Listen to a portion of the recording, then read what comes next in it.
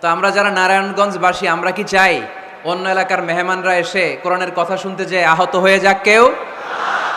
নারায়ণগঞ্জের এই এলাকার লোক আপনারা কারা কারা হাত তোলেন তো দেখি। 4 বছর ধরে এই ময়দানে কথা হয়, আমরা চাই এটা আজীবন চলুক, ঠিক কিনা? আল্লাহ তুমি কবুল করো। আমি আমার খুতবার শুরুতে সূরাতু আন-নাজিআত থেকে 3টা আয়াত তেলাওয়াত করেছি। আয়াত নম্বর 42, আয়াত নম্বর 43, আয়াত নম্বর 44।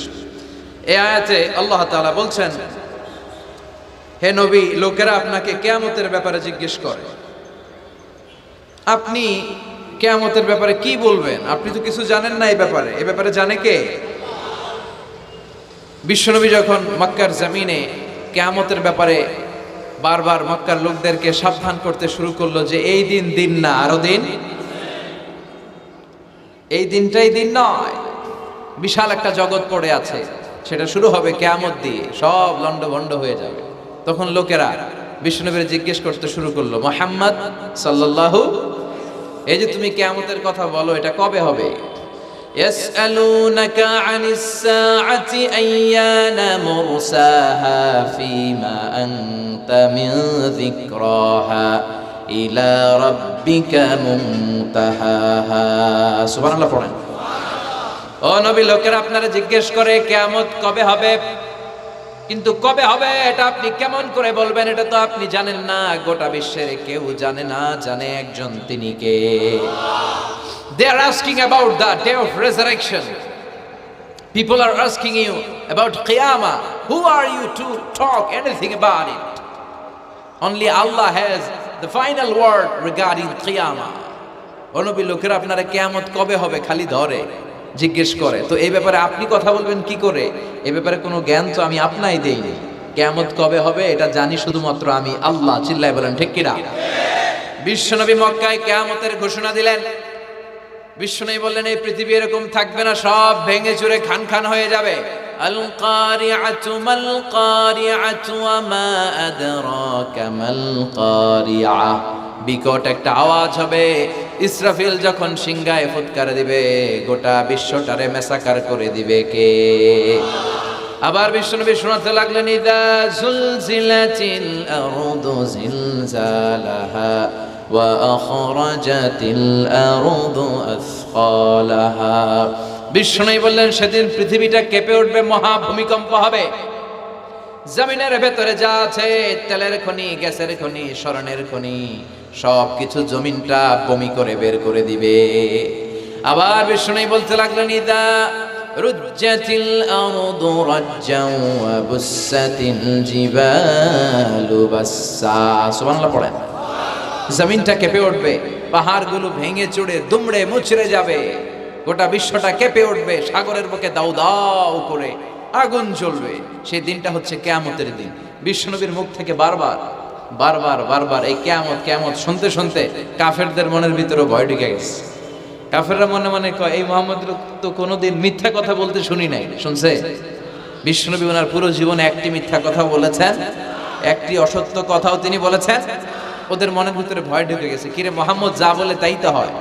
এই যে মুহাম্মদ বারবার বারবার কিয়ামতের কথা বলতেছে, যদি সত্য হয়, যদি, চলো মুহাম্মদের জিজ্ঞেস করি যে এই যে কিয়ামতের কথা তুমি বলো, এটা কবে হবে? সুবহানাল্লাহ পড়বেন না?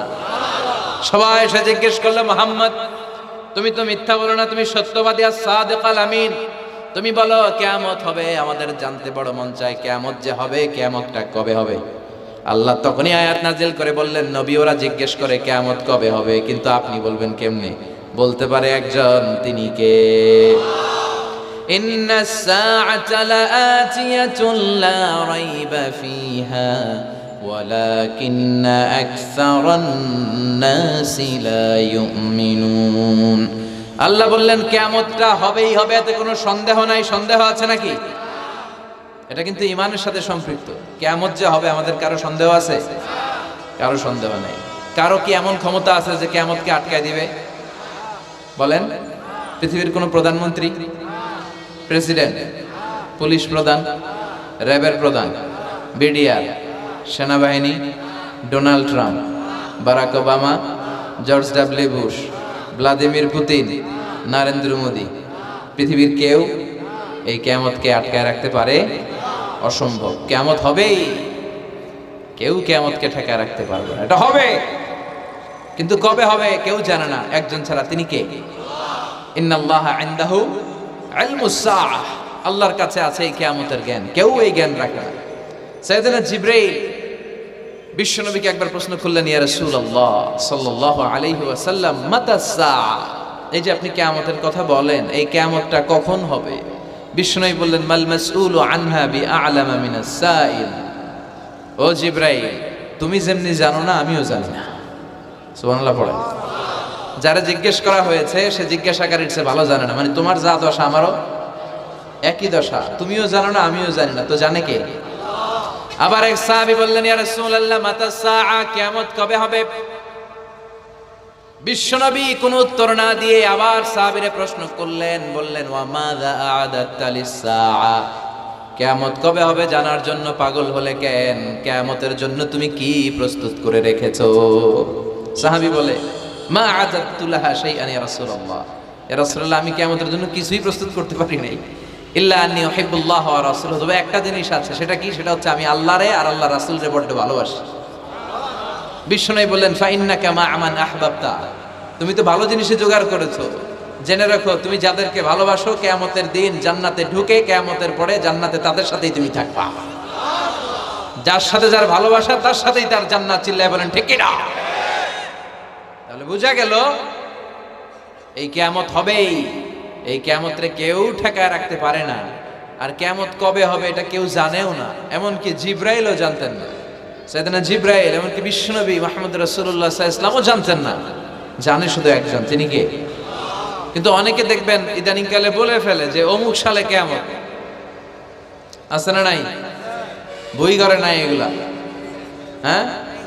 অনেক জায়গায় কিন্তু এরকম বলে 25 সালে কিয়ামত, 30 সালে, 35, 40, এটা বলার ক্ষমতা আপনারা দিয়েছে কে?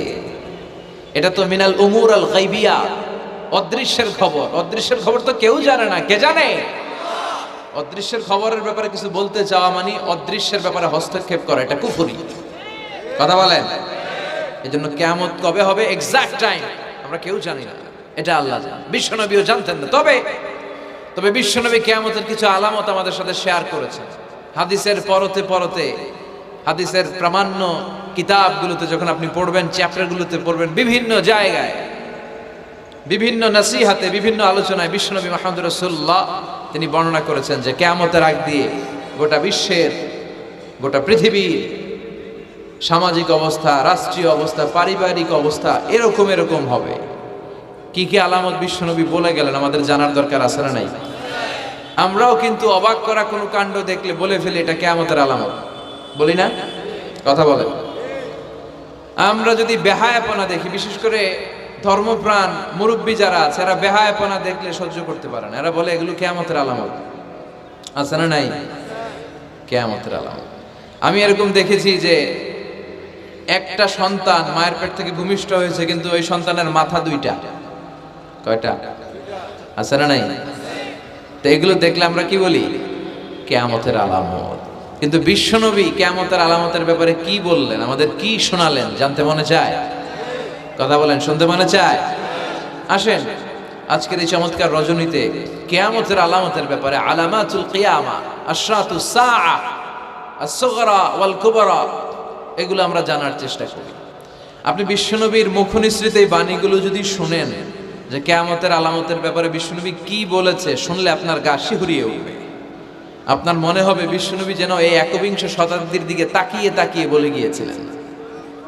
মনে হবে যেন বিশ্বনবী বাংলাদেশের এই পরিবেশটা দেখে দেখে বলেছেন। প্রায় প্রতিটাই আমাদের সমাজের সাথে, আমাদের দেশের সাথে, আমাদের পরিবেশের সাথে খাপ খেয়ে যায়। কিয়ামতের আলামতগুলো দুই ভাগে বিভক্ত, একটু আওয়াজ করে উত্তর দিতে হবে। কয় ভাগ? একটা ছোট আলামত আর একটা বড় আলামত। চিল্লায় বলেন একটা, আরেকটা, আবার বলেন একটা, আরেকটা। বড় আলামত মোট 10টা। কয়টা?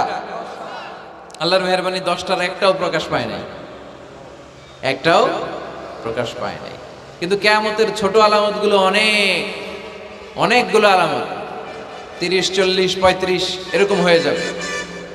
এই ছোট আলামতগুলোর বেশিরভাগই আমাদের সমাজে প্রকাশিত হতে শুরু করেছে। যেগুলো হয় নাই এগুলো হওয়ার পথে। বেশিরভাগ সমাজে প্রকাশ পেয়ে গিয়েছে। আশরাতুস সাআ আস-সুগরা ওয়াল কুবরা।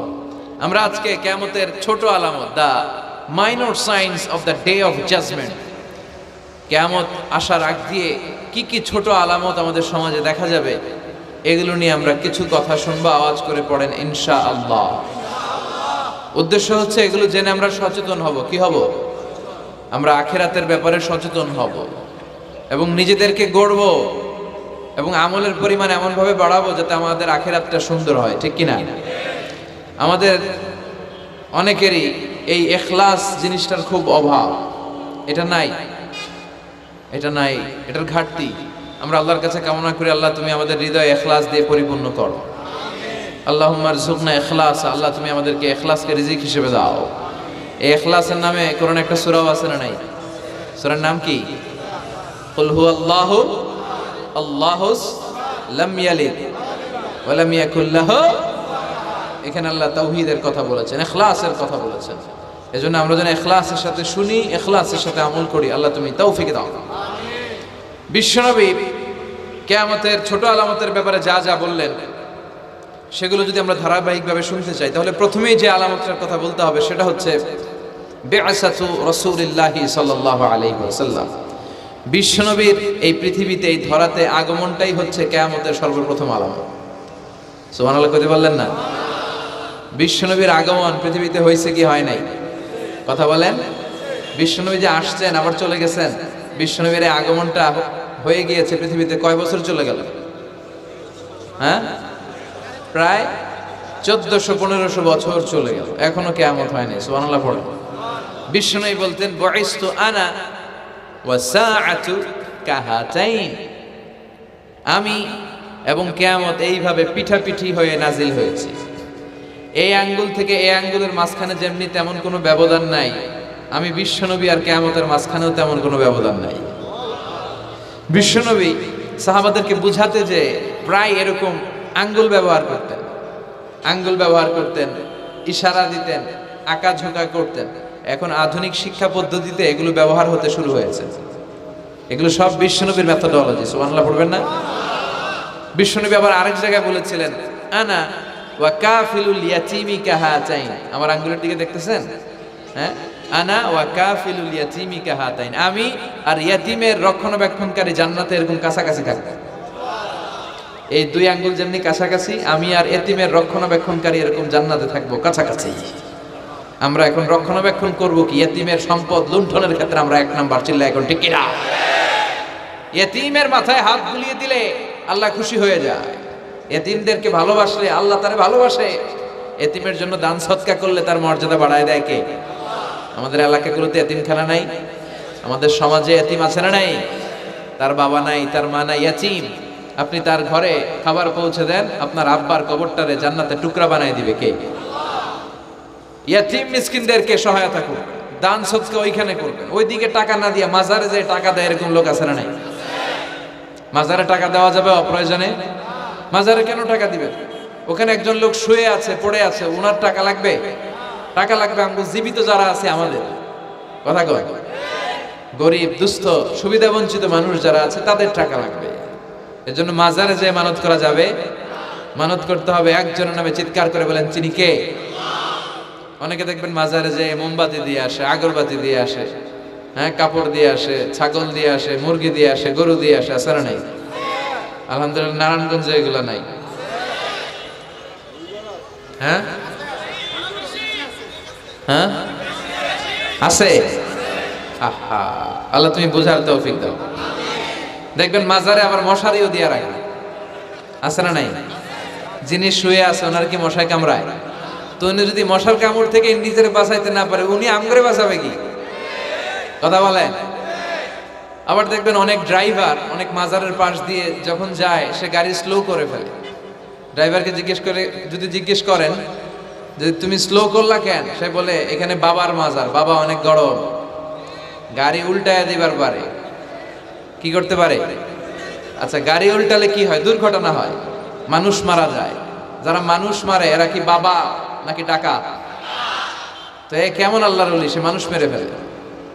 আপনি একটু আকল খাটালে আপনি বুঝতে পারবেন যে এগুলোর সাথে ইসলামের কোনো সম্পর্ক নাই। ইসলাম শিখায় চাইতে হবে একজনের কাছে, ইদা সাআলতা ফাসআলিল্লাহ, ফরিয়াদ করবা তো কার কাছে করব? চাইতে হবে কার কাছে? ছেলে চান কে দিবে? মেয়ে চান কে দিবে? ছেলে মেয়ে দুইটা চান কে দিবে? ব্যবসায় সফল হতে চান কে দিবে? জান্নাতি হতে চান কে দিবে? আল্লাহ ছাড়া কেউ কিছু দিতে পারে? বিশ্বনবী মুহাম্মদ রাসূলুল্লাহ সাল্লাল্লাহু আলাইহি সাল্লাম কি আমাদের কিছু দিতে পারে? এজন্য ওনার কবরে যেও চাওয়া যায় না, ওনারে সালাম দেওয়া যায়। ওখানে যে বিশ্বনবীকে সালাতু সালাম পাঠানো যায়, কিন্তু বিশ্বনবীরে বলা যায় না ইয়া রাসূলুল্লাহ আমার একটা মেয়ে দেন, আমার একটা ছেলে দেন, ইয়া রাসূলুল্লাহ আমার নির্বাচনে পাশ করাইয়া দেন। এখন নির্বাচন আসছে নতুন না, প্রায় দেখি অ্যানাউন্সমেন্ট চলতেছে কাউন্সিলর নির্বাচন। তো বিশ্বনবীর কবরের সামনে দাঁড়িয়েও চাওয়া যায়। তো বিশ্বনবীর কবরের সামনে দাঁড়িয়ে কিছু চাইলে সৌদি পুলিশ হাতের মধ্যে লাঠি দিয়ে বাড়ি মারে, দাঁড়াতেই দেয় না। যে এখানে কি চাও তুমি? সামনে কেবলা, কেবলামুখী হও। এই বিশ্বনবী যার কাছে যাইতেন তার কাছে চাও, তিনি ছাড়া কিচ্ছু করার ক্ষমতা গোটা বিশ্বে কারো নাই। আল্লাহর ধনভাণ্ডার কত বিশাল! তিনি আমাদের সবাইকে যদি জান্নাতুল ফেরদাউস দিয়ে দেয়, ওনার জান্নাতের মধ্যে ঠেলাঠেলি হবে তো না? কথা কন। বিশ্বনবী 8টা জান্নাতের যে স্টেজ, এই 8টার সবগুলাই থাকবে না, উনি থাকবে জান্নাতুল ফেরদাউস। কোনটায় থাকবে? তাহলে আমরা থাকবো কই? ইনশাআল্লাহ করবেন না? নবী থাকবে একটাই, আমরা আরেকটাই। এটা সম্ভব? অন্য কোনো জান্নাত দিয়ে আমাদের বুঝ দেওয়া যাবে? আমরা আল্লাহর কাছে বলবো, আল্লাহ আমগো নবী যেদিকে আমরা থাকবো, বিশ্বনবী থাকবে জান্নাতুল ফেরদাউস, আমরাও থাকবো ফেরদাউসে। ইনশাআল্লাহ পড়েন। এত বিশাল জান্নাত, কোনো ধাক্কা ধাক্কি নাই। জান্নাতের এক একটা দরজা ছিলেন তো না? বিশ্বনবী যখন জান্নাতের দরজার বর্ণনা দিচ্ছেন, বিশ্বনবী বলছেন ইন্নাল মিসরাআইন মিন মাসারি'আল জান্নাহ মা বাইনা মাক্কাহ ওয়া হাজার। ও সাহাবারা, জান্নাতের দরজাগুলো কত বড়, শোনো শোনো। বিশ্বনবী বললেন সৌদি আরবের মক্কা শহর থেকে বাহরাইনের হাজার শহর যত লম্বা, জান্নাতের এক একটা দরজা তত লম্বা। তার মানে এক এক ধাক্কায় কয়েকশো কোটি লোক জান্নাতে ঢুকে যাবে। তো ওই জান্নাতে আমরা সবাই যদি ফেরদাউসে থাকি, আল্লাহর কোনো ঘাটতি আছে? ওই আল্লাহরে থইয়া মাজারে যায়, ওই আল্লাহরে না ডেকে বাবারে ডাকে, ওই আল্লাহর কাছে না যেয়ে মাজারে যেয়ে লাল সালু দিয়ে আসে। দেখবেন যে লোকটা মাজারে মশারি দেয়, ওর বাপের ডেঙ্গু রোগ, ওর মারে মশাই কামড়ায়, ওর বাবারে মশাই কামড়ায়। বাপ মার কাছে চায় না। বাপ মা যে কত বড় পীর সাহেব, গোটা বিশ্বের পীর সাহেবরা যদি একটা দোয়া করে আর বাবা মা যদি আরেক পাশে দোয়া করে, বাবা মার দোয়া আগে আগে কবুল হয়ে যাবে। এজন্য চাইতে হবে একজনের কাছে, তিনি কে? বিশ্বনবী যখন বুঝাতেন, মাঝে মাঝে হাতের ইশারায় বুঝাতেন। সুবহানাল্লাহ পড়েন। বিশ্বনবী যখন বুঝাতেন, মাঝে মাঝে প্রশ্ন করে বুঝাতেন, মাঝে মাঝে প্রশ্ন করে বুঝাতেন। He used to throw question to the audience. শ্রোতাদেরকে প্রশ্ন ছুড়ে দিতেন। প্রশ্ন ছুড়ে দিলে কি লাভ জানেন? শ্রোতারা ভাবতে শুরু করে উত্তরটা কি, কি এই প্রশ্নের উত্তর। যখন উত্তরটা করতে পারে না, তখন বিশ্বনবী উত্তর বলে দিতেন। যখন উত্তর করতে যে ঠেকে যায় একটা ঠেকা ঠেকা ভাব, তখন যখন উত্তরটা জানা হয়, ওই উত্তর আর ভোলা হয় না। কথা বলেন। বিশ্বনবী সাহাবাদেরকে প্রশ্ন করলেন, ইন্না মিনাশ শাজারাতি শাজারাতুন লা ইয়াসকুতু ওয়ারাকুহা। ও সাহাবারা, গাছের মধ্যে, বৃক্ষলতার মধ্যে এমন একটা বৃক্ষ আছে, এমন একটা গাছ আছে, যেই গাছের কোনো পাতা ঝরে না। মাসালুহা কামাসালুল মুমিন। ওই গাছের দৃষ্টান্ত মুমিনের দৃষ্টান্তের মতো। বলো তো, হাদ্দিসুনি মা হিয়া, দেখি তোমরা পারো কিনা ওই গাছটা কি? কেউ পারে না।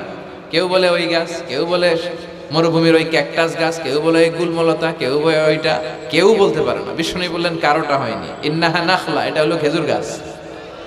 সাহাবারা ভাবসারে খেজুর গাছ তো প্রত্যেক ঘরের পিছনে পিছনে, এটা ধরছে নাকি? ধরলে তো কঠিনটাই ধরবে। এজন্য সাহাবাদের প্রত্যেক বাড়ির পাশে খেজুর গাছ। ওইদিকে মন যায় না, মন গেছে দূরে, দেখি তো কোন গাছ, খুঁজে পায় না। সুবহানাল্লাহ পড়েন। এই যে বিশ্বনবীর শিখানোর পদ্ধতি, education system, how to teach the children, আপনি ছাত্রদেরকে কিভাবে পড়াবেন, এটা বিশ্বনবী হাতে কলমে আমাদেরকে শিখিয়ে গিয়েছে। ওই মজলিসে আব্দুল্লাহ ইবনে উমর রাদিয়াল্লাহু আনহু আর ওনার বাবা উমরে ফারুক দুইজনই উপস্থিত ছিলেন। বাড়িতে যাওয়ার পরে ছোট্ট আব্দুল্লাহ ইবনে উমর সাইয়েদনা উমরে ফারুককে বলেন, আব্বা বিশ্বনবী যে আজকের প্রশ্নটা করছিল আমি কিন্তু উত্তর জানতাম। সুবহানাল্লাহ কইবেন না? ওমর ফারুক বললেন, বলো কি তুমি জানতা যে এটা খেজুর গাছ? আব্দুল্লাহ ইবনে ওমর বলে, না আমি আবি, হ্যাঁ আমি জানতাম। তো বললা না কেন? তুমি যদি আজকে উত্তর দিতে পারতা তাহলে আরবরা লাল কপালের উট পেলে অনেক খুশি হয়ে যায়। তিনি বললেন, লাল চাঁদওয়ালা উট পেলে মানুষ যেরকম খুশি হয়, আজকে তো আমি অত খুশি হইতাম, বিশ্বনবীর সামনে আমার বুকটা এত বড় হয়ে যেত যে আমার ছেলে উত্তর করতে পেরেছে। আব্দুল্লাহ ইবনে ওমর বললেন, আপনি আমার আব্বা, আশেপাশে চাচারা কেউ পারে না, আমি কেমনে করি? সুবহানাল্লাহ কইবেন না? দেখেন বিশ্বনবীর শিখানোর কত চমৎকার পদ্ধতি। তো সেই পদ্ধতির অংশ হিসেবে বিশ্বনবী এরকম আঙ্গুল দিয়ে ইঙ্গিত করতেন আর বলতেন, আনা ওয়া কাফিলুল ইয়াতীমি কাহাতাইন, আমি এবং ইয়াতিমের যত্ন যারা করে তারা জান্নাতে একসাথে এইভাবে থাকবে। আবার কিয়ামতের বর্ণনা দিতে যে বিশ্বনবী বললেন, আনা ওয়া সাআতু কাহাতাইন, আমি আর কিয়ামতের এরকম পিঠাপিঠি, আমার আর এই দুইটা আঙ্গুলের মাঝখানে যেমনি তেমন ব্যবধান নাই, আমি আর কিয়ামতের মাঝখানে তেমন ব্যবধান নাই। চিল্লায় পড়েন আল্লাহু আকবার। তাহলে বিশ্বনবীর ঘোষণা অনুযায়ী কিয়ামতের প্রথম আলামত হচ্ছে বিশ্বনবীর স্বয়ং আগমন। এটা হয়েছে কি হয় নাই?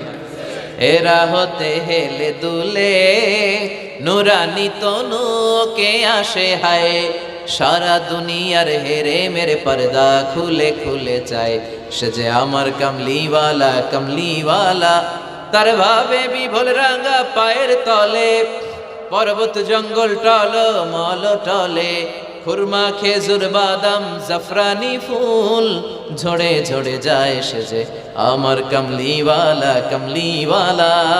সুবহানাল্লাহ পড়েন। এই কামলিওয়ালা নবীর আগমনটাই কিয়ামতের প্রথম আলামত। তাহলে প্রথম আলামত আমরা পাইছি কি পাই নাই? পেয়ে গেলাম। এরপরে বিষ্ণু বলেছেন, যুহুর কাসরাতিল ফিতান বিআনওয়াইহা, কিয়ামতের আগ দিয়ে সমাজে ফিতনা ফাসাদ বেড়ে যাবে। পারিবারিক ফিতনা আমাদের আছে না নাই?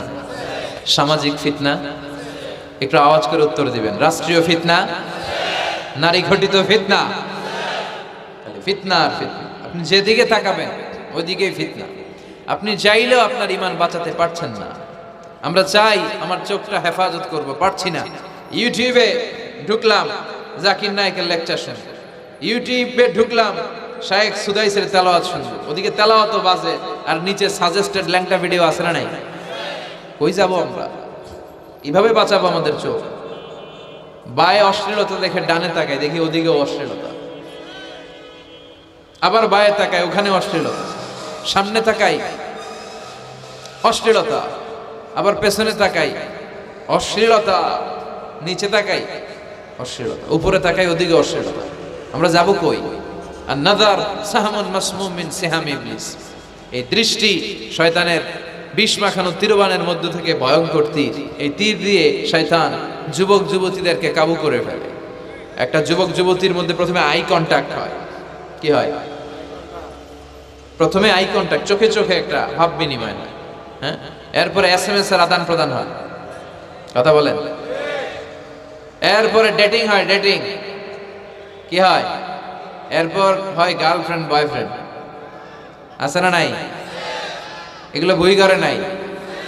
বই ঘরের ছেলেপেলেরা আল্লাহ, হ্যাঁ, কি ভয়ঙ্কর অবস্থা। আমরা ছোটবেলায় এই সমস্ত গার্লফ্রেন্ড বয়ফ্রেন্ড কি বুঝতামই না। এখন ক্লাস 5 থেকে শুরু, ক্লাসে যারা যারা আছে ভাগাভাগি হয়ে যায়, কোন টাকা আছে না নাই? কয় এইটা আমার, মানে আমার ফ্রেন্ড, এটা আমার এই কি ফ্রেন্ড, গার্লফ্রেন্ড, এটা আমার গার্লফ্রেন্ড, তো এটা তোর গার্লফ্রেন্ড, আছে না নাই? আবার এটারে সংক্ষেপ করছে, কয় জিএফ। কি কয়? তোমাদের এগুলা নাই তো? হ্যাঁ আছে, অর্ধেক কয় আছে, অর্ধেক কয় নাই। খুব চালাক এরা। প্রিয় ভাইয়েরা, এগুলো আমাদের সংস্কৃতি নয়। বিবাহ বহির্ভূত যে কোনো ধরনের নারী পুরুষের সম্পর্ককে হারাম করেছে কে? আসুন আমরা বিয়েটাকে সহজ করি, আর্লি ম্যারেজ ক্যাম্পেইন করি। আর কত বলবো, যতদিন বেঁচে থাকি বলবো, বিয়েটারে সহজ করে দেন। ছেলের বাবা যারা আছেন, মেয়ের বাবা যারা আছেন, বিয়েটা সহজ করে দেন। তা না হলে এই যে 14ই ফেব্রুয়ারি গুলো যায়, আছে না নাই? কি নাম? কি বিশ্ব বেহায়া, আহা, এগুলো আগে ছিল না। এগুলো সব কিয়ামতের আলামত। চিল্লায় এখন ঠিক কিনা? এই দিবসগুলোতে আপনার উঠতি বয়সের তরুণী মেয়ে, আপনার ছেলে যে পাপগুলো করে বিয়ে না করার কারণে, এই পাপগুলোর একটা পার্সেন্টেজ গুনাহ আপনার আমলনামায় আছে না নাই? এজন্য খবরদার, বাবা মা যারা আছেন ছেলে মেয়েদেরকে সময় মতো বিয়ে করিয়ে দেন। আমাদের দেশে বিয়ে অনেক সময় অনেক দেরি হয়ে যায়, বিশেষ করে ছেলেদের দেরি হয়ে যায়। বলে তুই নিজের পায়ে দাঁড়া। তো এতদিন ও কার পায়ে দাঁড়াইছে? ও তো নিজের পায়ে দাঁড়িয়েছে, একটু সহযোগিতা করেন না আপনি, বিয়েটা সহজ করে দেন। বিয়ের চেয়ে ভালো কাজ পৃথিবীতে নেই। হ্যাঁ, ইয়াং পোলাপানরা অনেক খুশি হয়ে গেছে। হ্যাঁ, বিয়ে করবে তোমরা, বিয়ে বহির্ভূত জিএফ বিএফ এর দরকার আমাদের নাই। চিল্লায় বলেন ঠিক কিনা? এগুলোর বিরুদ্ধে আমাদের জিহাদ। ইসলামের ইমেজকে, আমাদের মোরালিটি, আমাদের এথিক্যাল স্ট্যান্ডিং পয়েন্ট যেখানেই নষ্ট হবে, ওগুলোর বিরুদ্ধে আমাদেরকে সোচ্চার হতে হবে। এই নৈতিকতার অবক্ষয় হতে হতে এমন পর্যায়ে ঠেকেছে বাংলাদেশটা এখন জাহান্নামের টুকরা হয়ে গিয়েছে। এখন মেডিকেলের ডাস্টবিনে ছোট্ট ছোট্ট নবজাতক বাচ্চার লাশ পাওয়া যায়। এগুলো সব 14ই ফেব্রুয়ারি পালনের ফসল। এগুলোর সাথে মুসলমানদের কোনো সম্পর্ক থাকতে পারে না। এগুলো ইসলামের সাথে কোনো সম্পর্ক নাই। এগুলো হচ্ছে পাশ্চাত্য থেকে আমদানি করা, পার্শ্ববর্তী দেশ ভারত থেকে আমদানি করা। আমাদেরকে যে ইসলামের সুশীতল বাণী বিশ্বনবী শিখিয়েছেন, আমাদের জানিয়েছেন, দ্যাটস এনাফ ফর আস, এটাই আমাদের জন্য যথেষ্ট। এজন্য এই যুগটা হচ্ছে, বিশ্বনবী বললেন, ফিতনার যুগ। আখিরি জামানায় জ্বলন্ত আগুনের কয়লা নিয়ে হাতে রাখাটা সহজ হয়ে যাবে, কিন্তু ঈমান নিয়ে টিকে থাকা কঠিন হয়ে যাবে। আপনি চাইলেও ভালো থাকতে পারবেন না, আপনি হকের কথা চাইলেও বলতে পারবেন না। ঝুঁকি আছে না নাই? গুম আছে না নাই? ক্রস ফায়ার আছে না নাই? কে কোন দিক দিয়ে গুম জানি পাওয়া যাবে না। কিন্তু এই হকের রাস্তা আমরা ছাড়ব না। বিশ্বনবী বললেন ফিতনা বেড়ে যাবে। আপনি হক হালাল মেনটেন করতে চান কিন্তু পারবেন না। আপনি ঘুষ খাবেন না, কি হবে? টেবিলের নিচ দিয়া ঘুষ, উপর দিয়া ঘুষ, সব জায়গায় ঘুষ। আপনার পাশে যে চাকরি করে সে খায় ঘুষ, ও খায় ঘুষ, নিচের কর্মচারী খায় ঘুষ, উপরের বসও খায় ঘুষ। কথা বলেন, আপনি চাইলেও পারছেন না। এজন্য বিশ্বনবী সবসময় দোয়া করতেন, আল্লাহ ফিতনা থেকে আমাদেরকে বাঁচাও। বিশ্বনবী পড়তেন, আল্লাহুম্মা ইন্না নাউযু বিকা মিনাল ফিতান মা যাহারা মিনহা মা বাচান। হে আল্লাহ, প্রকাশ্য অপ্রকাশ্য সব ফিতনা থেকে তুমি আমাদেরকে বাঁচাও। চিল্লায় পড়েন আমিন। আওয়াজ করে আমার সাথে পড়েন, আল্লাহুম্মা ইন্না নাউযু বিকা মিনাল ফিতান মা যাহারা মিনহা ওয়া মা বাতান। এর মানে হচ্ছে, হে আল্লাহ, প্রকাশ্য অপ্রকাশ্য, দেখা যায় দেখা যায় না, এরকম সব ফিতনা থেকে তুমি আমাদেরকে বাঁচাও। তাহলে এই যে বিশ্বনবী বললেন কিয়ামতের আগে ফিতনা বেড়ে যাবে, এই আলামতটা সমাজে আছে না নাই? আমাদের আশেপাশে ফিতনা আছে না? আচ্ছা, এরপর বিশ্বনবী বললেন খুরুজ মুদ্দাঈন নবুওয়া, কিয়ামতের আগ দিয়ে ভণ্ড নবী দাবিদার বেড়ে যাবে। বুখারীর বর্ণনায় বিশ্বনবী বললেন, ততক্ষণ পর্যন্ত কিয়ামত হবে না যতক্ষণ না 30 জন ভণ্ড নবী দাবিদার বেরোবে। ভণ্ড নবী দাবিদার, একটাও নবী না। কুল্লুহুম কাযযাবুন দাজ্জালুন, সবগুলো মিথ্যাবাদী, কাযযাব আর দাজ্জাল। বিশ্ব নবী হচ্ছেন সর্বশেষ নবী। আমার নবীর পরে আর কোন নবী আসবে? আমার রাসূলের পরে আর কোন রাসূল আসবে? এই কথাটা যারা মানবে না তার ঈমান থাকবে? মা কানা মুহাম্মাদুন আবা আহাদিম মির রিজালিকুম ওয়ালাকিন রাসূলুল্লাহি ওয়া খাতামান নাবিয়্যিন। মুহাম্মদ তোমাদের কোন ছেলেদের পিতা নয়, তিনি হলেন আল্লাহর রাসূল, তিনি হলেন শেষ রাসূল, খাতামান নাবিয়্যিন। সাইয়েদনা আদম থেকে শুরু করে নবী আসার যে ধারাবাহিকতা, এটা বিশ্ব নবীর মাধ্যমে এই চেইনটাকে কাট আপ করে দিয়েছে কে? আমার নবীর পরে কোনো নবী নাই। বিশ্ব নবী বলতেন, লা নাবিয়্যা বা'দি ওয়ালা রাসূলা, আমার পরে নবীও নাই, রাসূলও নাই, তবে লাউ কানা বা'দি নাবিয়্যুন লাকানা উমর, আমার পরে যদি কেউ নবী হতো আমার সাহাবী ওমর নবী হয়ে যেত। প্রভু তুমি বলেছ রাসূল দেবে না, বলনি দেবে না ওমর, বলনি দেবে না হামজা তারিক, খালিদ বিজয়ী সমর। প্রভু তুমি বলেছ রাসূল দেবে না, বলনি দেবে না ওমর, বলনি দেবে না হামজা তারিক, খালিদি বিজয়ী সমর, প্রভু তুমি বলেছ রাসূল দেবে না। সুবহানাল্লাহ পড়েন। ওমরে ফারুক নবী হয়ে যেত, এমন কোয়ালিটি ছিল। আসাদুহুম ফি আমরিল্লাহি উমর, আল্লাহর আইন বাস্তবায়নের ক্ষেত্রে গোটা বিশ্বের মধ্যে সবচেয়ে শক্ত ছিলেন সাইয়েদনা ওমর। আর এই উম্মতের মধ্যে সবচেয়ে নরম দিলের ছিলেন সাইয়েদনা আবু বকর। আরহাম উম্মতি বি উম্মতি আবু বকর। তিনি যখন নামাজে দাঁড়াতেন, সালাতে দাঁড়াতেন, উনি যখন তেলাওয়াত শুরু করতেন, ওনার কান্নার আওয়াজে তেলাওয়াতের আওয়াজ বোঝা যেত। আর আমাদের নামাজে কান্না আসে? হ্যাঁ, নামাজে দাঁড়াইলেই সারাদিন যেটা মনে পড়ে না ওটা নামাজে দাঁড়াইলেই মনে পড়ে। আছে না নাই? নামাজেও দাঁড়ায়, আবার বিপিএল এ কি হইলো ওই টেনশন আছে না নাই? নামাজও পড়ে, আবার মাশরাফি কি আউট, এখন তো আবার উনি কি এমপি না, মাননীয় এমপি মাশরাফি। এমপি বললে কেমন জানে লাগে, শুধু মাশরাফি বলতে ভালো লাগে, কথা কয়। তো উনি কি আউট নাকি ছক্কা, এই টেনশন গুলো আছে না নাই? এই তো আমাদের নামাজ। এই নামাজগুলো মিজানের পাল্লায় উঠালে কোনো ওজন হবে? কথা বলেন। বিশ্বনবী যখন সালাত পড়তেন, বিশ্বনবীর পা গুলো ফুলে হাত্তা তাতাওয়াররামু কাদামা, টিউমার যেমনি ফুলে থাকে বিশ্বনবীর পা গুলো ফুলে যেত। তাহাজ্জুদ পড়তে পড়তে দাঁড়িয়ে থাকতে থাকতে হাত দুইটা প্যারালাইজড হয়ে যেত, আর নাড়াতে পারে না। এরপরে তিনি হাত ছেড়ে দিতেন প্রশান্তির জন্য, এরপরে হাত ছেড়ে দিয়ে কেরাত করতেন, আবার যখন ভালো লাগতো আবার ধরতেন। সুবহানাল্লাহ পড়ো। আলী কারামাল্লাহু ওয়াজহার পায়ের ভেতরে এক যুদ্ধে তীর ঢুকে গেল। এই তীর টেনে বের করা যায়, তীর টান দিলে উনি চিৎকার মারে, জখম হয়েছে অনেক ভিতরে।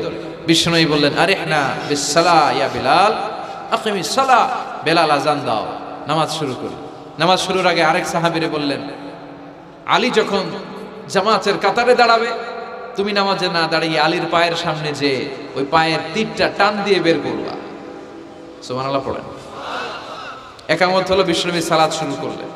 বিশ্বনবীর কথা অনুযায়ী ওই সাহাবী যে আলী কাররামাল্লাহু ওয়াজহার পা থেকে টান দিয়ে তীরটা বের করে নিয়ে আসলেন, ফিনকি দিয়ে রক্ত বের হলো, জায়গাটা রক্তে সয়লা, কিন্তু সাইয়েদনা আলী কাররামাল্লাহু ওয়াজহা টেরই পায় না।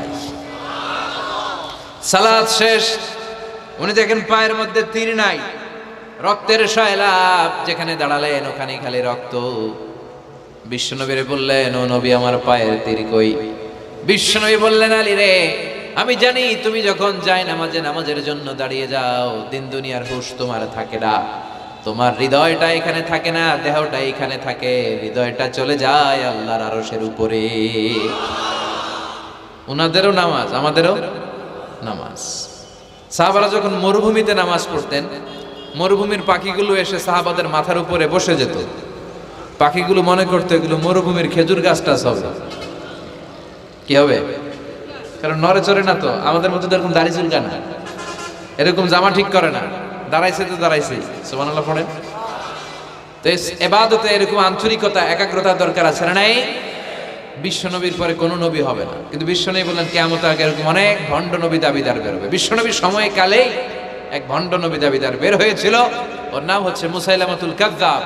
এসে বলে, মুহাম্মদ আন-নবুওয়া নিসফুন লাকা ওয়া নিসফুন লি, তুমি একা নবী নও, নবুয়ত অর্ধেক তোমার অর্ধেক আমার, আমারটা আমারে বুঝায় দাও। বিষ্ণু বললেন, তোরে বুঝাই দেবো, আনতা লাস্তা মুসাইলামা ফাকাত, আনতা মুসাইলামাতুল কাযযাব, আজ থেকে তুই শুধু মুসাইলামা না, তুই ভণ্ড মুসাইলামা, তুই মিথ্যাবাদী মুসাইলামা। বিশ্বনবীর পরে এরকম আলজেরিয়াতে অনেক ভণ্ড নবী দাবিদার বের হয়েছে। এই যে ভারতবর্ষের ইন্ডিয়া পাকিস্তান, এখানে পাঞ্জাব একটা এলাকা আছে, নাম শুনছেন? মির্জা গোলাম আহমদ কাদিয়ানী, এই বেয়াদবটাও নবুয়ত দাবি করেছে। নাউজুবিল্লাহ পড়তে পারলেন না? সে প্রথমে দাবি করছে আমি শেষ নবী, এরপরে সে দাবি করছে আমি ইমাম মাহাদি, এরপর সে দাবি করছে আমি ঈসা আল মাসীহ। এই ভণ্ডটার অনুসারী বাংলার জমিনেও আছে না নাই? এদেরকে রাষ্ট্রীয়ভাবে কাফের হিসেবে আখ্যা দেওয়ার দরকার আছে না নাই? এত আন্দোলন হয়, এত কথা হয়, কিন্তু সরকারের টনক নড়ে না। এদেরকে রাষ্ট্রীয়ভাবে কাফের হিসেবে ঘোষণা দিতে হবে, সার্কুলার জারি করে, চিল্লায় বলেন ঠিক কিনা? এরা মুসলমান নয়, কারণ আপনি শুধু লা ইলাহা মানলেই মুসলমান হতে পারবেন না, মুমিন হতে পারবেন না। বিশ্বনবীর উপর সাক্ষী দেওয়ার দরকার আছে না নাই? বিশ্বনবী শেষ নবী, ওনার পরে কোনো নবীও আসবে না, কোনো রাসূলও আসবে না, চিল্লায় বলেন ঠিক কিনা? এই বেয়াদবটা পায়খানা করতে যায় টাঙ্কি ভাঙ্গা গুয়ের টাঙ্কিতে পয়রা মরছে। শত শত বছরের ময়লা পায়খানাটার মধ্যে জমা। গু খাইতে খাইতে পেটটা হয়েছে এত বড়, আর পারে না। আল্লাহকে খা, জনমের খাওয়া। নবীরা যেখানে মারা যায়, নবীরা নিজে পবিত্র, যেখানে মরে ওই জায়গাটাও, কিন্তু বেয়াদবটা কই মরছে? হ্যাঁ, বাথরুমের টাঙ্কির ভিতরে। তো মেথর নিয়ে আসা হয়েছে, মেথর ভাইরা এসে রশি দিয়ে ওটার উঠায়। কিছু দূর ওঠার পরে এত ওজন, রশি রশি ভাঙ্গা আবার ধস করে পড়ে, আবার উঠায়, আবার পরে আল্লাহকে জনমের মতো ঘু খাইয়া নেই। বিষ্ণুর সাথে বেয়াদবি করেছিস, তোর ইজ্জতের 12টা আমি বাজায় দিলাম। চিল্লা এখন ঠিক কিনা? যারাই বিষ্ণুবীর সম্মান নিয়ে ঝিনিমিনি খেলেছে, তাদের রেহাই দুনিয়াতেও নাই, আখেরাতেও না। এই মুসাইলামা দুনিয়াতেই অপমানিত হয়েছিল। সে বিষ্ণুবীকে নকল করত, কপি করত, বেয়াদবি করত, স্পর্ধা দেখাতো। বিষ্ণুবী কোন গাছের মধ্যে হাত লাগালে ওই গাছের ফলন বেড়ে যেত। সে বলতো আমি নবী। তার এলাকার লোকেরা বলে তাহলে বিশ্বনবী মুহাম্মদের মতো তুমি আমাদের এলাকার গাছে হাত লাগাও। সে কোনো গাছে হাত লাগালে ওই গাছের সব ফল মরে যেত। বিশ্বনবী কোন লোনা পানির কুয়ার ভেতরে অজু করে কুলির পানি ফেললে ওই লোনা পানির কুয়া মিঠা পানির কুয়াতে পরিণত হতো। আর এই বদমাসটা যদি মিঠা পানির কোন কুয়ার মধ্যে কুলি ফেলাইতো, ওইটা লোনা পানির কুয়া হয়ে যেত। বিশ্বনবী মদিনাতে আসার পরে মদিনার নিউ বর্ন বেবিদেরকে বিশ্বনবীর কাছে নিয়ে আসা হতো। বিশ্বনবী তাদেরকে তাহনিক করাতেন। তাহনিক মানে খেজুর হালকা একটু খেয়ে বিশ্বনবী লালা লাগিয়ে, বিশ্বনবী লালা মোবারকটাই বাচ্চার ঠোঁটের মধ্যে বিশ্বনবী লাগিয়ে দিতেন। এখন বিশ্বনবী নাই, আলেমদের কাছে যাবেন, খতিব এলাকার বড় খতিব হুজুরের কাছে যাবেন, হাফেজ সাহেব হুজুরের কাছে যাবেন। হুজুর মধু খেয়ে বাচ্চার মুখে লাগাই দিবে।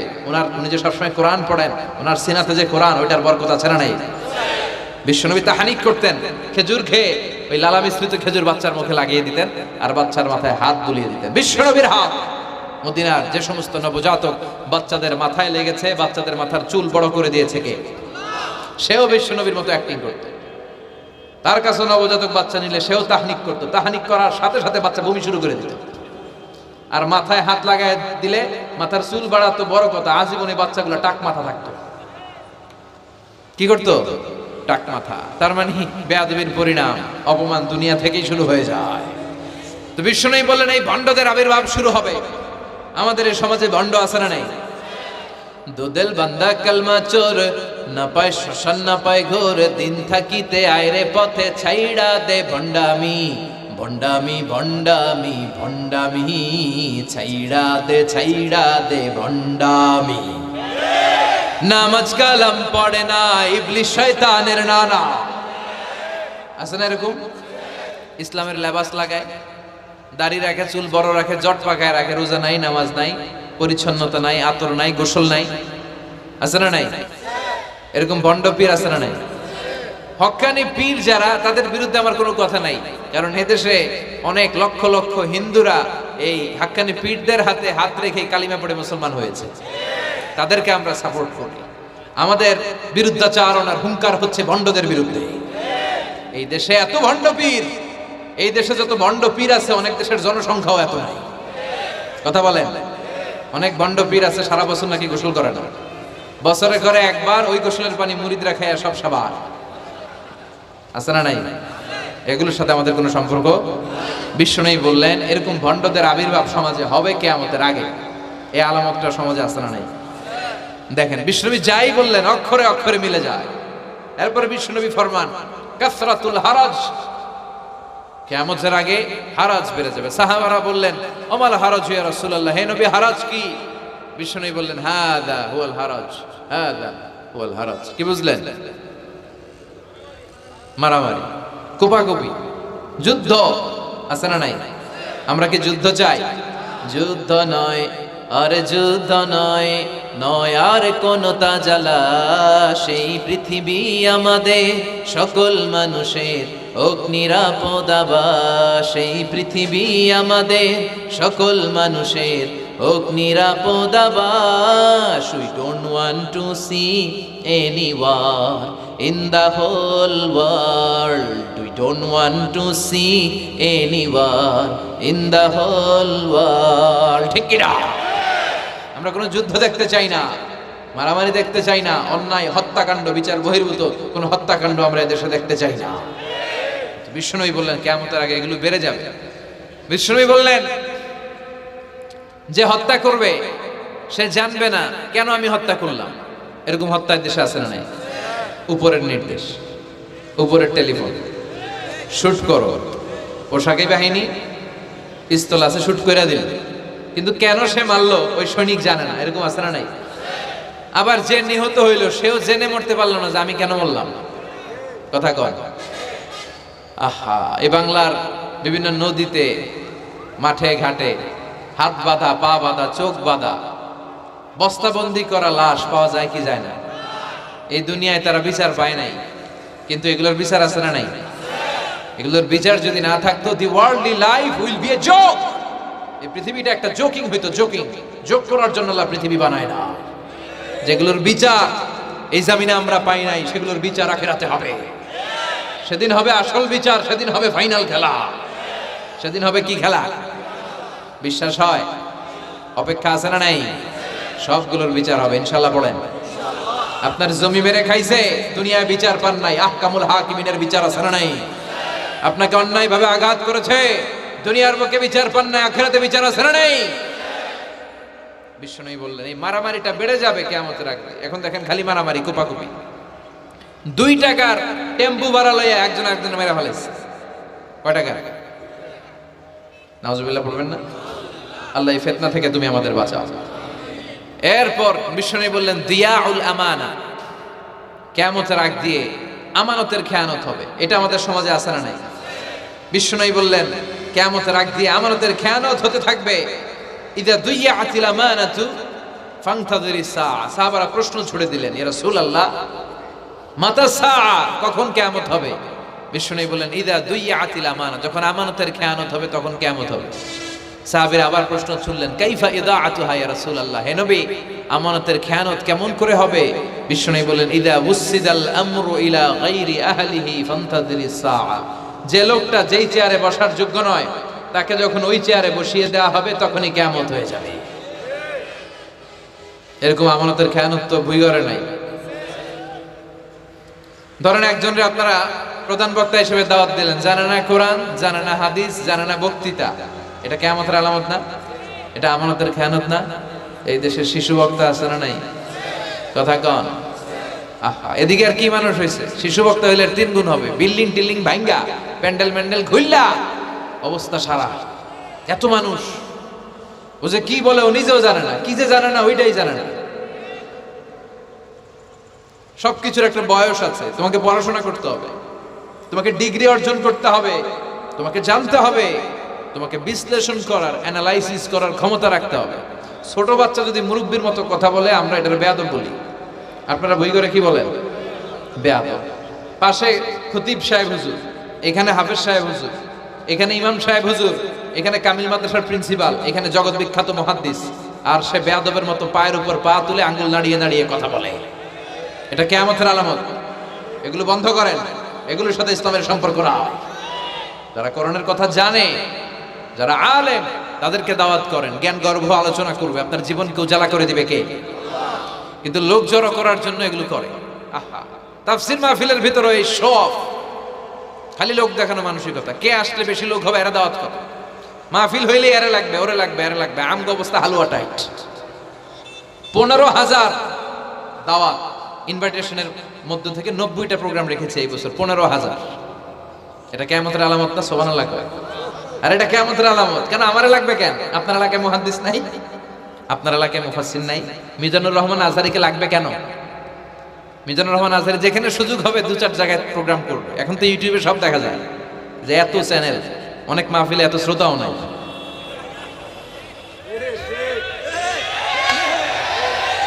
কথা কন। এখন কোথাও যেতে পারি না। আজকে এয়ারপোর্ট থেকে আসার পথে, এয়ারপোর্ট থেকে বের হইতে লাগতেছে আধা ঘন্টা। লোকজনের দাবি হচ্ছে হুজুর সেলফি তুলবো, সেলফি তুলবো, তাও বিভিন্ন অঙ্গভঙ্গি করে, এরকম মুখ বাঁকা করে, এরকম হাত বাঁকা করে। আমি বললাম কি স্টাইল? এটা গ্যাংনম স্টাইল। আছে না নাই? তো এগুলো লৌকিকতা যেন না হয়। এটা তো দিনের দাওয়াতের একটা সেক্টর, একটা প্ল্যাটফর্ম। এখানে ভুইগড়ের যিনি সবচেয়ে বড় খতিব সাহেব হুজুর, উনি আসলেই চলবে, বড় আলেম উনি আসলেই চলবে, পাবনা জেলার বড় আলেম পাবনায় কথা বলবে, আর অন্যান্য জেলার যদি সুযোগ হয়। কিন্তু এমন ভাবে এটারে আমরা একটা আক্রমণাত্মক জায়গায় নিয়েছি, একটা ডেটের জন্য মানুষ সিআইপি ভিআইপি দিয়ে ট্রাই করে, এটা ঠিক না। এই টেন্ডেন্সি থেকে আমরা যেন বেরিয়ে আসি। আমাদের দরকার ইখলাস। কি দরকার? ইখলাসের বড় অভাব। আবার মাহফিলে গেলে আমাদেরকে অনেক ক্রাইটেরিয়া দেয়, বলে হুজুর আপনার কিন্তু আজকে কাঁপাইতে হবে। আমি আসছি কোরআন থেকে কথা বলতে, এখানে কাঁপাকাঁপি হলে তো ভূমিকম্প হয়ে যাবে। কথা বলে। আবার বলে হুজুর আপনার কিন্তু আজকে জমাই দিয়া যাইতে হবে। কি করতে হবে? জমাইতে হবে। তো এগুলোর সাথে ইখলাসের কোনো সম্পর্ক আছে? আবার বলে হুজুর কেউ যেন না ওঠে, আপনার কিন্তু ধরে রাখতে হবে, মানে আমনে করে সবাইরে ধরে রাখতে হবে, পাও ধরে থাকেন। এগুলোর সাথে হেদায়েতের কোনো সম্পর্ক। এজন্যই তো সমাজে হেদায়েত নাই। মাহফিলের পরে মাহফিল হয়, ফজরের নামাজটা ঠিকমতো হয় না। হেদায়েত শূন্য, হেদায়েত নাই, ইখলাস নাই। কি উদ্দেশ্যে শুনতেছি এটা যেন খেয়াল করে আমল করতে পারে, এই টেন্ডেন্সিটা নাই। আসুন আমরা একটু থামি, স্টপ, থামেন, অনেক হয়েছে। আন্না ইসলাম কি বলে, কি শিখাতে চায়, কি বুঝাতে চায়, ওইটা বুঝার চেষ্টা করেন, ওইভাবে মানার চেষ্টা করেন। কে কি বললো দেখার দরকার না, এত লোক জড়ো হওয়ার দরকার নেই। আজকে যদি চ্যানেল একটাও না থাকতো, 10 জন বসে যদি আমার কথা শুনতো, কোনো সমস্যা আছে? কথা বলেন। এজন্য হেদায়েতটা সবচেয়ে বেশি জরুরি, ইখলাসটা জরুরি, আল্লাহর প্রতি ভয়, আস্থা, ভালোবাসা, এটা বেশি জরুরি। আল্লাহ তুমি ইখলাস দিয়ে আমাদের হৃদয়টাকে পূর্ণ করো। তাহলে এই যে লোক যে চেয়ারে বসার যোগ্য না, ওই লোক যদি ওই চেয়ারে বসে, কিয়ামতের আলামত আছে না নাই? চেয়ারম্যান হওয়ার যোগ্যতা যদি না থাকে, যদি চেয়ারম্যান হয়ে যায়, হ্যাঁ, সাইয়্যিদুল কওমি খাদিমুহুম, নেতা হবে তারা যারা মানুষকে খেদমত করবেন। খেদমত করার জন্য 1.5 কোটি টাকা খরচ করে চেয়ারম্যান ইলেকশন করে, 5 কোটি টাকা। এগুলো কেন? এই ট্রেডিশন দেশে আসলো কেন? উনি টাকা খরচ করবে কেন? ওনার চা খাওয়ানো আর সিগারেট খাওয়ানো লাগবে কেন? উনি তো আমাদের খাদেম হওয়ার জন্য আসছে। উনি জনপ্রতিনিধি হয়ে দাঁড়াবে, যাকে আপনারা পছন্দ করবেন ভোট দিবেন না। হাজার হাজার কোটি টাকা, শোডাউন, সব আছে না নাই? কিয়ামতের আলামত। মসজিদের সভাপতির সাথে মসজিদের কোনো সম্পর্ক নাই, আছে না নাই? সব সভাপতিকে আমি এক পাল্লায় মেপে দিচ্ছি, বেশিরভাগের এই অবস্থা। ভালো 2-1 জন আছে, আমি জেনারেলাইজ করছি না। সভাপতি তো হবেন তিনি যার সাথে মসজিদের দরদ বেশি, মায়া বেশি, মসজিদে যায় বেশি, ঠিক কিনা? এখন বছরে ওনারা একবার খুঁজে পাওয়া যায় না উনি সভাপতি, উনি সেক্রেটারি, উনি ক্যাশিয়ার, আছে না নাই? তার মানে উনি এখানে বসার যোগ্য ছিল না, ওনারে বসানো হয়েছে। যেই লোক যেই চেয়ারে বসার যোগ্য না, তারা যখন ওই চেয়ারে বসিয়ে দেওয়া হবে, বিষ্ণু বললেন তখনই কিয়ামত হয়ে যাবে। কিয়ামতের আলামত আমানতের খেয়ানত, এটা অনেক বড় বিষয়। আমার সম্পদ আছে, এই সম্পদটা আল্লাহর দেয়া, আমার কাছে আমানত। আমার শক্তি আছে, এই শক্তি আমানত। যুবক যারা আছো, তোমাদের যৌবনটা আল্লাহর দেয়া, তোমাদের কাছে সবচেয়ে বড় নেয়ামত এবং আমানত। তোমরা এখন চাইলে অনেক কিছু করতে পারো। তোমাদের একটা সদিচ্ছা তোমাদের এলাকাটারে জান্নাতি বানিয়ে দিতে পারে। তোমরা চাইলে সাগরের স্রোতকে পাল্টে দিতে পারো, বাতাসের গতিকে উল্টে দিতে পারো, তোমরা ইতিহাস রচনা করতে পারো। বিশ্বনবী যখন তোমাদের মতো যুবক ছিল, তিনি হালাফুল ফুদুল যুব সংঘ করেছেন। গানের কনসার্ট করে নাই, যাত্রাপালা করে নাই, নাচানাচি করে নাই। উনি হাতে হাত রেখে বলেছেন মক্কার বুকে কোনো টেন্ডারবাজি থাকবে না, মক্কার জমিনে কোনো চাঁদাবাজি থাকবে না, ধর্ষণ থাকবে না, মক্কার জমিনে কোনো দুর্নীতি চলবে না। যুবকদেরকে নিয়ে উনি এই কাজগুলো করেছেন। এখন একটার পর একটা আমানত আমরা খেয়ানত করে চলি। আমার সম্পদ আমার আমানত, আমার ছেলে মেয়ে আমার আমানত। আমার ছেলে কার সাথে মিশে, ও ডিশের কোন চ্যানেল দেখে, ওই ইউটিউবে কোন সাইট ব্রাউজ করে, এটার ব্যাপারে কিয়ামতের দিন আমার জিজ্ঞেস করবে কে?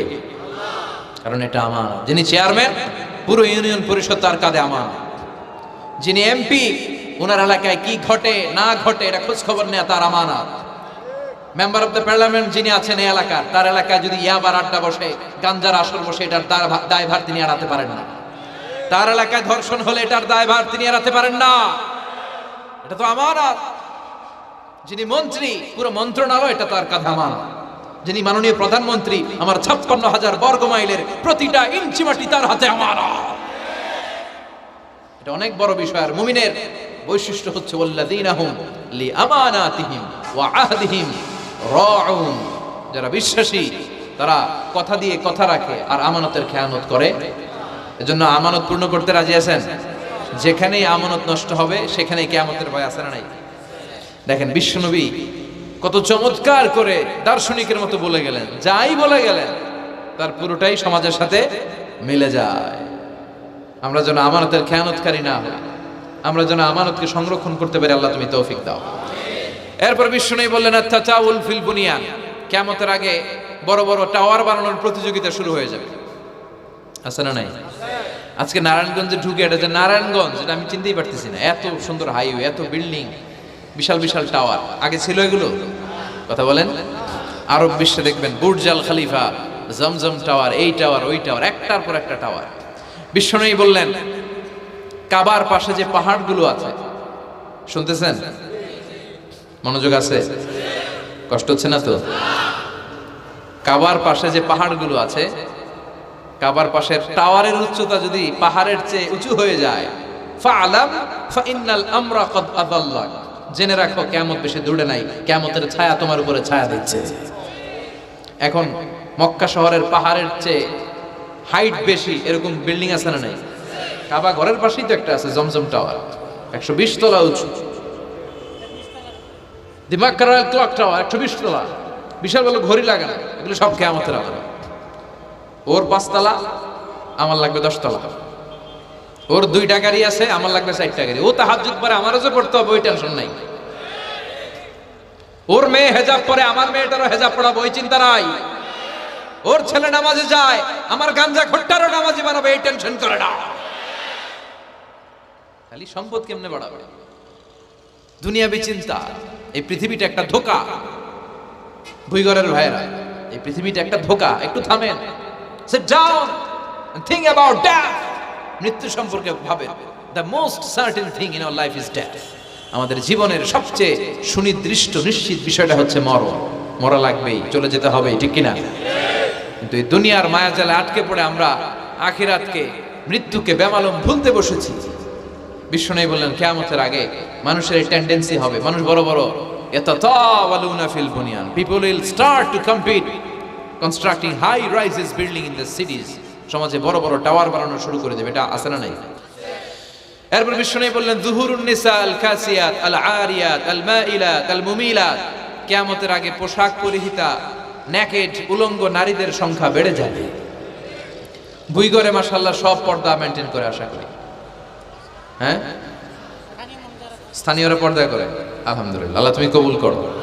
কিন্তু গোটা বাংলাদেশের দৃশ্য কি বুইগরের মতো?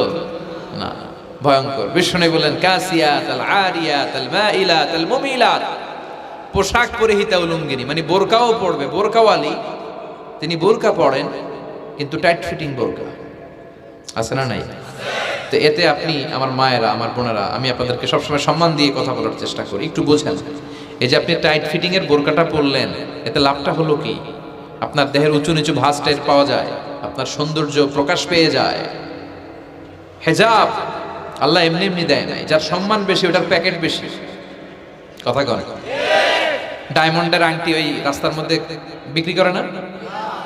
স্বর্ণের আংটি না, ওইটা স্পেশাল মার্কেটে বিক্রি করে। কোন মার্কেটের সামনে পুলিশ রাইফেল নিয়ে দাঁড়ায় থাকে না, কিন্তু স্বর্ণ মার্কেটের সামনে রাইফেল আছে না নাই? ভিতরে স্পেশাল সিকিউরিটি আছে না নাই?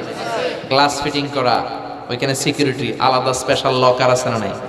কারণ এটার দাম বেশি, তাই এটার পর্দা বেশি, প্যাকেট বেশি। সুবহানাল্লাহ পড়েন। নারীদেরকে তো ইসলাম মর্যাদা দিয়েছে।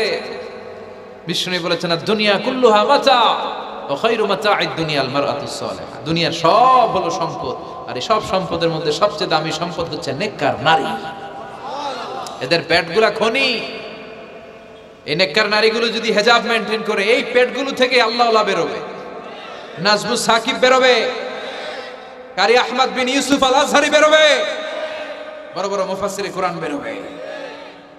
আর যদি হেজাব না করে, জি বাংলা স্টার জলসা নিয়ে মশগুল হয়ে থাকে, হ্যাঁ, টেন্ডারবাজ, চাঁদাবাজ, ডাকাত, এগুলো বেরোবে। ওজনে কম দিবে, খাদ্যে ভেজাল দিবে, মাছে ফরমালিন দিবে, গাঞ্জার টাকার জন্য লাথি মেরে মারে ঘর থেকে বের করে দিবে। এজন্য নারীরা, আমার বোনেরা, আপনারা অনেক সম্মানিতা, নিজেদের সম্মান সম্পর্কে সচেতন হন। এই হেজাব আপনার অধিকার, এই হেজাব নারীর অহংকার, হেজাব নারীর আভিজাত্যের প্রতীক। হেজাব নারীর রুচির প্রতীক। আপনার রুচিটা কেমন আপনার পোশাক দেখে বোঝা যায়। কথা কয়, যে মেয়েটা হিপ হপ স্টাইলে চলাফেরা করে, গ্যাংনম স্টাইলে, এই মেয়েটারে ইফটিজিং করার সুযোগ আছে না নেই? কিন্তু যে হেজাব মেনটেন করে যেই নারীরা চলে, এদেরকে দেখলেই একটা সম্মান চলে আসে। কি ভুল বললাম? একটা সম্মান আসে না? আপনাদের সম্মানটা আপনারা রাখবেন। বিষ্ণু বললেন যুহুরুন নিসাল কাসিয়াতাল আরিয়াতাল মাইলাতাল মুমিনা, কিয়ামতের আগে পোশাক পরিহিতা উলঙ্গিনী নারী বেরোবে। লা ইয়াজিদনা রিহাহা লা ইয়াদখুলনাল জান্নাতা ওয়া লা ইয়াজিদনা রিহাহা, এই নারীগুলো জান্নাতে তো প্রবেশ করবেই না, জান্নাতের ঘ্রাণও নাকে লাগবে না। ওয়া ইন্না রিহাহা তুজাদু মিন মাসিরাতি 500 সানা, আর জান্নাতের ঘ্রাণ 500 বছর দূরের রাস্তা থেকেও টের পাওয়া যায়। খেয়াল করে বুঝেন, এখান থেকে জান্নাতে পৌঁছতে আরো 500 বছরের রাস্তা। কয় বছরের? এত দূরে থাকতেই জান্নাতের সুবাতাস এসে আপনার নাকে ধাক্কা লাগবে। সুবহানাল্লাহ পড়বেন না? এই নারীগুলো জান্নাতে যাবে না, জান্নাতের ঘ্রাণও পাবে না। এজন্য বাবা যারা এসেছেন সচেতন হন। আপনার মেয়ে চাইলেই যে কোনো ড্রেস আপনি তাকে কিনে দিতে পারেন না। মায়েরা যারা আমার কথা শুনছেন, আপনার মেয়ে আবদার করবে, সে তো ছোট, সে কি বুঝে। কিন্তু দেখবেন অনেক বিয়ের অনুষ্ঠানে আমি দেখেছি, মায়ের বয়স হচ্ছে 60, মায়ের হাত মোজা পা মোজা, বোরকা লাগাইছে 2টা, পাশে ষোড়শী অষ্টাদশী তন্নি সুন্দরী সুস্নিগ্ধা এক মেয়ে, বয়স মাত্র 18, ওর বুকে ওন্না নাই, ওটা গলায় শোভা পাচ্ছে। এই 60 বছরের বুড়া মহিলার দিকে কেউ তাকাবে? ওনার তো ডেট এক্সপায়ার্ড, ডেট এক্সপায়ার্ড। ওনার সৌন্দর্য যা ছিল সব শেষ, তার দিকে তাকাবে না। তার উঠতি বয়সের তরুণ মেয়েটার দিকে অনেকে তাকাবে, কারণ এটা জেনেটিক্যাল একটা ইস্যু। একটা পুরুষ একটা নারীর দিকে জেনেটিক্যালি আকৃষ্ট হবে, এটাই স্বাভাবিক, ঠিক কিনা? এজন্য আপনার হাত মোজা পা মোজা আপনার দরকার ছিল না, আপনি পাতলা কাপড় পরলেও সমস্যা নাই। কথা কয়, হাত মোজা পা মোজা দরকার ছিল আপনার যুবতী মেয়েটার হাতে, যুবতী মেয়েটার পায়ে। এজন্য আপনারা আপনাদের সম্মানকে বুঝবেন। যারা নারী স্বাধীনতার কথা বলে, নারী আন্দোলনের কথা বলে, এরা নারীদেরকে ঠকায়। এরা নারীদেরকে বিজ্ঞাপনের বিলবোর্ডে নগ্ন করে উপস্থাপন করে। রাস্তা দিয়ে হাঁটি, চোখ খুলতে পারি না। আমার মায়েরা, এরা আমার দেশের মেয়ে, এরা এই 56,000 বর্গমাইলের মেয়ে। এই মেয়েগুলোকে উলঙ্গভাবে হাফ নেকেড করে এই সিনেমা হলগুলোর পোস্টারগুলো যে দেওয়া হয়েছে, এতে এদের সম্মান বেড়েছে না কমেছে? ওদিকে চোখ তুলে তাকানো যায়? এজন্য নারী স্বাধীনতার কথা যারা বলে, এদের কথায় ফাঁদে পা দিবেন না। এরা আপনাদের সম্মান বাড়াতে চায় না, এরা আপনাদেরকে বিলবোর্ডে উঠাতে চায়, আপনাদেরকে উলঙ্গ করে রূপালী পর্দায় উঠাতে চায়, টিভির পর্দায় আপনাদেরকে নেকেড করে উপস্থাপন করতে চায়। এদের ঘরেই নারীরা বেশি নির্যাতিত হয়, এদের কাজের মেয়েরাই বেশি নির্যাতিতা, আর সুযোগ পেলে এরা ধর্ষণে সেঞ্চুরি করতে দেরি করে না। এজন্য নারীদেরকে সম্মান দিয়েছে ইসলাম। আমার বোনেরা, আমাদের সম্মান যেন আমরা রাখতে পারি। আল্লাহ তুমি বোঝার তৌফিক দান করো। এরপরে বিষ্ণু বললেন ইতাআতু যাওজা ওয়া উকুকুল কিয়ামতের আগে বিয়ে করার পরে ছেলেগুলো মাকে ভুলে গিয়ে স্ত্রীর পেছনে পেছনে দৌড়াবে, স্ত্রীর আনুগত্য করবে। এরকম নমুনা আছে না নাই? বই ঘরে আছে? হ্যাঁ, কিছু কিছু মুরব্বী অনেক পজিটিভ, মাশাআল্লাহ, সবকিছুই উনি কিছু কিছু অথবা নাই, এদিক থেকে আওয়াজ আসতেছে আছে, হয়তো কিছু কিছু আছে, কিছু কিছু নাই, জেনারেলাইজ করা ঠিক হবে। তো এই জন্য মাকে ভুলে যাওয়া যাবে না। মায়ের দোয়া বড় দোয়া, মায়ের দোয়া সবার আগে কবুল। বুলেট মারলে বুলেট মিস হয়, মায়ের দোয়া মিস হয়? খবরদার। স্ত্রী চলে গেলে নতুন স্ত্রী পাওয়া যায়, মা মরে গেলে মা পাওয়া যায়? তাই বলে আমি বলছি না আপনার স্ত্রীকে ডিভোর্স দেন না, বুঝান, মাকেও বুঝান, স্ত্রীকেও বুঝান, বুঝানোর চেষ্টা করেন। সমাজের এখন সবচেয়ে বড় সমস্যাটা হচ্ছে শাশুড়িরা চায় আমি ডমিনেট করব, আমার এতদিনের গড়া সংসার। বউ এসে কয় না আমি আইছি মাগার, আমি সব খায় হলাম। আচ্ছা না নাই? এই যে সবাই ডমিনেট করতে চায়, এটা সমস্যা। সমাধানটা কি? সমাধানটা হচ্ছে আমাদের শাশুড়ি যারা আছে সমাজের, তাদের উচিত বৌমাটারে নিজের মেয়ের মতো মনে করা। নিজের মেয়েরা যেখানে বিয়ে দিছে ওইখানে কিন্তু খুব খোঁজ নেয়, মা তোর কি অবস্থা, তোর কষ্ট হইলো কিনা, ইত্যাদি ইত্যাদি। কিন্তু ছেলের বউ করে যারা আনছে এরা দিয়ে ইচ্ছে মতো কাজ করা, এরকম টাকাটা ছাড়া নাই। ডাবল স্ট্যান্ডার্ড, এটা ঠিক না। আর বৌমা যারা আছেন, ঘরের বৌমা, এরা শাশুড়িকে একটু মায়ের মতো মনে করেন না, কারণ একদিন আপনিও শাশুড়ি হতে চলেছেন। একদিন আপনিও শাশুড়ি হবেন, রং ধরা যৌবন জং ধরে শেষ, আপনারও ছেলে হবে, এই ছেলের বিয়ে করাতে হবে, এই ছেলের বউ এসে আপনার ঘরে তাই করবে আপনি আপনার শাশুড়ির সাথে যা যা করেছেন। এই ছোট্ট হিসাবটা বুঝতে চায় না। শাশুড়ির উচিত বৌমাকে নিজের নিজের মেয়ের মতো করে আদর করা, যত্ন করা, আর বৌমাদের উচিত শাশুড়িকে মায়ের মতো সেবা করা। এই মিউচুয়াল আন্ডারস্ট্যান্ডিংটা থাকলে কোনো ঘরে আর ঝগড়া হবে? শাশুড়ি বৌমা আল্লাহ সবাই তুমি কবুল করো। তো কিয়ামতের আগে মারে ভুলে যাবে, মাকে ভুলে গিয়ে স্ত্রীর পেছনে পেছনে দৌড়াবে। খবরদার, খবরদার। আপনি নামাজি হতে পারেন, মুসল্লি হতে পারেন, হাজী সাহেব হতে পারেন, কিন্তু মা যদি বদদোয়া দেয় আপনার সব শেষ, দুনিয়াও শেষ, আখিরাতও শেষ। মায়ের মর্যাদা বাবার চেয়ে 3 গুণ বেশি। হামালাতহু উম্মুহু, কারণ বাবা পেটে ধরে নাই, পেটে ধরছে কে? ওয়াহানান আলা ওয়াহান, 8 মাস 10 মাস এই বোঝাটা বাবা বহন করে নাই, করলো কে? ফিসালুহু ফি আমাইন, 2 বছর বাবা দুধ খাওয়ায়নি, দুধ খাওয়ালো কে? মায়ের এক ধার দুধের দাম কাটিয়া গায়ের চাম, পাপস বানাইলেও ঋণের শোধ হবে না, এমন দরদি ভাবে কেউ হবে না আমার মাগো। ঠিক কিনা? লাউ কাতা'তা জিলদাক, আপনার গায়ের চামড়া কেটেও যদি মায়ের পায়ের জুতা বানিয়ে দেন, কি বানিয়ে দেন? কি দিয়ে? গায়ের চামড়া দিয়ে। এই যে 2 বছর যে দুধ খাইলাম, এই দুধের 1 ঢোক দুধের শোধটাও আদায় হবে না। এজন্য খবরদার, মাকে যেন আমরা ভুলে না যাই। মা দোয়া করতে দেরি, ওই দোয়া কবুল হতে। আমরা ছোটবেলায় যে কত কষ্ট দিয়েছি, সবচেয়ে বেশি কষ্ট যখন দিয়েছি মাকে, ওই স্মৃতিগুলো আমাদের মনে পড়ে না। আপনার বয়স যখন 1 বছর, আপনি স্মৃতি হাতরে এত দূর যেতে পারবেন? 1 বছর বয়সে কি কি কষ্ট দিয়েছিলেন মনে আছে? মানুষের বয়স যখন 2, 3, 4 হয়, 4-5 বছর বয়সে, তখন তার কথাগুলো খেয়াল থাকে। কিন্তু সবচেয়ে কষ্ট কিন্তু মাকে বাবাকে আমরা দিয়েছিলাম যখন আমাদের বয়স 1-2 বছর ছিল। আর মায়ের পেটের ভেতরে যখন ছিলাম তখনও কষ্ট দিয়েছি কি দেই নাই? এক একটা লাথি যখন মেরেছে আমার মা বেহুশ হয়ে যেত। আমাকে আপনাকে জন্ম দিতে যে আপনাদের মা কতটা কষ্ট করেছেন খেয়াল করে শুনুন। চিকিৎসা বিজ্ঞানীরা বলে একজন সুস্থ মানুষ 45 ইউনিট পেইন, মানে ব্যথা, একসাথে সহ্য করতে পারে। ব্যথার তীব্রতা, সিভিয়ারনেস যদি এর চেয়ে বেড়ে যায়, হয়তো লোকটা বেহুশ হয়ে যাবে, না হয় মরে যাবে। কিন্তু আমার আর আপনার মা আমাকে আর আপনাকে জন্ম দিতে যে ওই ডেলিভারি যখন দিয়েছিল, 57+, 57 ইউনিটেরও বেশি ব্যথা তিনি সহ্য করেছিলেন। যেটা কোনো অ্যাক্সিডেন্টে আমাদের দেহে প্রত্যেকের 206টা হাড্ডি, কোনো সড়ক দুর্ঘটনায় আপনার দেহের 20টা হাড্ডি একসাথে টাস টাস করে ভেঙে গেলে যত ব্যথা, তার চেয়েও বেশি ব্যথা। জন্য খবরদার, খবরদার, মাকে যেন আমরা ভুলে না যাই। মায়ের দোয়া যেন নেই। কখনো যদি মায়ের সাথে বেয়াদবি করে থাকি, আমরা যেন মাফ চেয়ে নিই। রাজি আছি তো যুবকেরা? রাজি আছি সবাই? আমরা সবাই মায়ের দোয়া নিব। মায়ের দোয়া ছাড়া কেউ জীবনে সফল হতে পারে? মা যার চলে গেছে তারা জানে মা না থাকার কি জ্বালা। হ্যাঁ, মায়ের কথা মনে পড়ে না?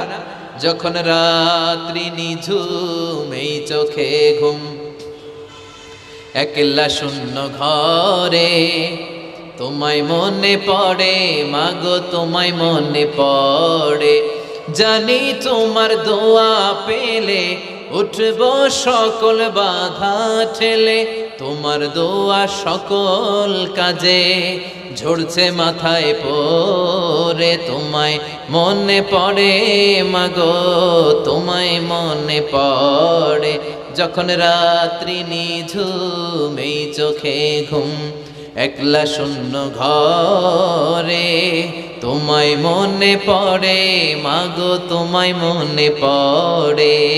ঠিক কি না? আমরা যারা মা হারা, বাবা হারা, আল্লাহর কাছে আমরা কামনা করি, আল্লাহ আমাদের বাবা মাকে তাদের কবরগুলোরে তুমি জান্নাতের টুকরা বানিয়ে দাও। তো বিশ্বনবী যেটা বললেন এটাও আমাদের সমাজে পাওয়া যাচ্ছে, ঠিক কি না? এরপর বিশ্বনবী বললেন যুখরুফাতুল মাসাজিদ ওয়া তাবাহি বিহা, কিয়ামতের আগে মসজিদ নিয়ে অহংকার শুরু হয়ে যাবে। মসজিদ নিয়ে দলাদলি, ভুইঘরে মাশাআল্লাহ এগুলা নাই। ওই মসজিদ টাইলসের মসজিদে আমরা এসি লাগাবো, ওইটাতে 3 তালা করছে আমরা 5 তালা করবো, ডিজাইন করব এগুলা, কিন্তু আমরাও যে নামাজ পড়বো এই চিন্তা নাই। কথা কয়? মসজিদের সৌন্দর্য হচ্ছে মুসল্লি দিয়ে, কি দিয়ে? কিন্তু আমাদের মসজিদগুলো মুসল্লি শূন্য। ফজরের সালাতে বেহাল দশা, কথা বলেন। জোহরের সালাতে বেহাল দশা, আসরের বেহাল দশা, মাগরিবে একটু বাড়ায় আসে আবার বেহাল দশা, কথা বলেন। এজন্য মসজিদে গিয়ে সালাত পড়তে হবে। মসজিদ নিয়ে বাড়াবাড়ি করা যাবে না, দলাদলি করা যাবে না। মসজিদকে আমরা এত ডিজাইন করি, এটাও নিষেধ। মসজিদের সামনের দেয়ালে ঘড়ি টড়ি লাইটিং ফাইটিং এগুলো যত কম দেয়া যায়, তাহলে দৃষ্টিটা ওইদিকে যাবে। লাইট টাইট সবকিছু পেছনে হবে। যার ঘড়ি দেখা দরকার পেছন থেকে দেখে নেবে, সামনের জায়গাটা হবে ফ্রেশ। কিন্তু এরকম মসজিদ বাংলাদেশে খুঁজেই পাওয়া যায় না, কথা বলেন। বিশ্বনবীর মসজিদ ছিল, বুখারীর বর্ণনা, ওয়াকানা সাকফুল মসজিদে জারিদুন নাখাল। বিশ্বনবীর মসজিদে নববীর ছাদ ছিল খেজুর পাতা দিয়ে তৈরি, ডালা দিয়ে তৈরি ছাদ। আর মসজিদে নববীর ফ্লোর ছিল বালুর ফ্লোর, বৃষ্টি হলে কাদামাটি হয়ে যেত। বিশ্বনবীর সাহাবীরা বর্ণনা করেন, রাআইতু রাসূলুল্লাহ সাল্লাল্লাহু আলাইহি ওয়াসাল্লাম ইয়াসজুদু ফিল মাই ওয়াত তিন। কাদামাটির উপরে বিশ্বনবী সিজদা দিচ্ছেন, নামাজ পড়ছেন। সালাম ফিরিয়ে বিশ্বনবী যখন সাহাবীদের দিকে মুখ ফিরিয়ে বসে তাসবিহ পড়তেন, সাহাবারা বর্ণনা করেন, রাআইতু আসারা তিনি ফি জাবহাতি। বিশ্বনবীর কপাল মোবারকে আমরা কাদার মাটি দেখতে পেয়েছি। আর আমাদের মসজিদে খালি টাইলস। তোরা ঢাকায় টাইলস, আমরা উজবেকিস্তান থেকে টাইলস নিয়ে আসো, আছে না নাই? এজন্য মসজিদ দিয়ে যেন আমরা দলাদলি না করি, মসজিদটার যেন হেদায়েতের মার্কাজ বানায়। রাজি আছেন তো? বাচ্চাদেরকে মসজিদে যেতে দিবেন, আমি সব জায়গায় বলি। অনেক মুরব্বীরা আছে বাচ্চাদেরকে মসজিদে ঢুকতে দিতে চায় না, আছে না নাই? বাচ্চা ঢুকাইলে রেগে যায়। রেগে যান কেন? ওর বয়স হতো আপনি মসজিদের দিকে আসার খান নাই, মসজিদের দিকে উল্টায় পরে আসারও তো খান নাই। ও আসতে চাচ্ছে, আসতে দেন। বাচ্চারা মসজিদে আওয়াজ করবে, এতে কোনো সমস্যা নেই। বাচ্চারাই তো আওয়াজ করবে, আপনি করবেন? বাচ্চারা লাফালাফি করলে ভাল লাগে, 80 বছরের বুড়া মানুষ লাফ দিলে ভাল লাগবে? কথা কন, বিশ্রী দেখা যায়। বাচ্চারা এরকম লাফালাফি করবে। তুরস্কের বিভিন্ন মসজিদের দেয়ালে ফেস্টুনে ব্যানারে লেখা থাকে, নামাজ চলা অবস্থায়, জামাত চলা অবস্থায় যদি পিছনে বাচ্চাদের আওয়াজ চিল্লাফাল্লা শুনতে পাওয়া না যায়, তাহলে ভবিষ্যৎ প্রজন্ম নিয়ে তোমাদের চিন্তায় থাকা উচিত। পিছনে বাচ্চাদের আওয়াজ নাই, তার মানে আমার নাতিপুতি, আমার ছেলেমেয়েরা তো নামাজি হচ্ছে না। আর তারাবি নামাজ পড়তেছে, পিছনে চিল্লায় ফাটায় ফেলাইতেছে, তার মানে ইনশাল্লাহ ভবিষ্যতে নাতিপুতিরা সবগুলা মুসল্লি হবে, কথা বলেন। বুঝায় দিবেন যে বাবারা দুষ্টামি করিস না, কিছুক্ষণ থামবে আবার শুরু করবে। এটাই বাচ্চাদের সৌন্দর্য, এটা বাচ্চারা করলেই মানায়। বাচ্চাদেরকে যেন আমরা মসজিদে নিয়ে যাই। রাজি আছেন তো? আল্লাহ বুঝার তৌফিক দান করো। বিশ্বনবী বললেন, ইয়াতাকারাবুজ জামান তাতাকারাবুল আসওয়াক। কিয়ামতের আগে ইয়াতাকারাবুজ জামান, সময়ের বরকত কমে যাবে। 1 বছর মনে হবে 1 মাস, 1 মাস মনে হবে 1 সপ্তাহ, 1 সপ্তাহকে মনে হবে 1 দিন। এই যে 4 বছর ধরে এখানে তাফসীর হয়, তাই না? কথা কন। গত বছর আসছিলেন কারা কারা? হাত তোলেন। আসছে তো, কম না, ভালোই আসছিল, হাত নামান। এই যে গত বছর ওয়াজ শুনে গেলেন, এই বছর আবার আসলেন, আপনাদের কি মনে হয় যে 1 বছর চলে গেছে? মনে হয় যে অল্প কয়েক মাসের ব্যবধানে এই বছরটা ঘুরে যেন আবার চলে আসে, এরকম মনে হয় না? বরকত উঠায় নিচ্ছে কে? কথা বলেন। এরপর খাবারের স্বাদ উঠায় নিচ্ছে কে? আগে খাবারের যে স্বাদ ছিল এখন ওইটা আছে? আগে ইলিশ মাছ রান্না করলে যে ঘ্রাণ হতো, এখন এই ঘ্রাণ পাওয়া যায়? আগে শোল মাছের ঝোল রান্না করলে যে স্বাদ হতো, আগে চিংড়ি মাছ রান্না করলে যে স্বাদ লাগতো, এখন এই স্বাদ পাওয়া যায়? সব তুলে নিল কে? দেখেন বিশ্বনবী যা যা বললেন তার প্রমাণ সমাজে আছে না নাই? শুনতেছেন না? কষ্ট হচ্ছে? আরো 2-1টা আলামত শুনবেন, শেষ করে দেই। শুনবেন আর কয়েক মিনিট। বিশ্বনবী বললেন, তাসলিমুল খাসা। কিয়ামতের আগে লোকজন শুধু পরিচিতদেরকে সালাম দিবে, অপরিচিতদেরকে সালাম দিতে চাইবে না। এরকম আছে না নাই? এই মুরব্বী চাচারে চিনি, চাচা আসসালাম আলাইকুম, চিনি আসসালাম আলাইকুম, ওদিকে চিনি আসসালাম আলাইকুম। কিন্তু অন্য একটা এলাকায় গেছি, ওখানে কাউরে চিনি না, সালামও দেয় না। বাসে উঠছেন, কাউরে চিনেন না, সালাম দেন না, এরকম আছে না নাই? তো সালাম কি যাদেরকে চিনেন এদের জন্য? কথা কন। আলা মান আরাফতা ওয়া মান লাম তা'রিফ। যাকে চিনো সালাম দাও, যাকে চিনো না তাকেও দাও। আল বাদিউ বিস সালাম, বিশ্বনবী বললেন আগে আগে দাও। আল বাদিউ বিস সালাম বারিউম মিনাল কিবর। আগে আগে যে সালাম দেয় তার হৃদয় থেকে অহংকার মুক্ত করে দেয় কে? আল্লাহ। অহংকার মুক্ত হওয়ার দরকার আছে না নাই? যার হৃদয়ে যাররা পরিমাণ অহংকার থাকবে সে জান্নাতে প্রবেশ করতে পারবে? কথা বলেন। এজন্য আমরা আগে আগে সালাম দেব। বুইগরের ভাইয়েরা ছোটরা বড়দেরকে দিব, বড়রা ছোটদেরকে দিব, হাজব্যান্ড ওয়াইফকে দিব, ওয়াইফ হাজব্যান্ডকে দিব। রাজি আছেন তো? আজকে যারা স্বামী যারা আসছেন বাড়িতে যেই ভাবির আগে সালাম দিবেন। রাজি আছেন? কথা কয় না, আওয়াজ ছোট হয়ে গেছে। পারা যাবে? আপনি আগে সালাম দিবেন, এটা দেখে আপনার স্ত্রী লজ্জা পেয়ে আপনার আগে দিবে, এগুলো দেখে বাচ্চারা সালাম শিখে ফেলবে। সুবহানাল্লাহ কইবেন না? আমরা কি চাই না আমাদের ফ্যামিলিগুলো এরকম সুন্দর হোক? আমরা কি চাই না আমাদের ফ্যামিলিগুলো জান্নাতি হোক? এরপরে বিশ্বনবী বললেন, খুতাবুকুম তাবিলা সালাওয়াতুকুম কাসীরা, কিয়ামতের আগে খুতবাগুলো লম্বা হবে আর সালাতগুলো খাটো হয়ে যাবে। এই যে বক্তব্য লম্বা, নামাজ হয়ে যায় খাটো, আছে না নাই? হুজুর ওয়াজ করেন, ওয়াজ টেস্ট লাগে, নামাজ টেস্ট লাগে না, আছে না নাই? এশার নামাজও পড়ে না, ফজর নামাজও পড়ে না, রাত 2টা পর্যন্ত ওয়াজ শুনে, আছে না নাই? এরকম করা যাবে না। নামাজ কামাই করা যাবে না।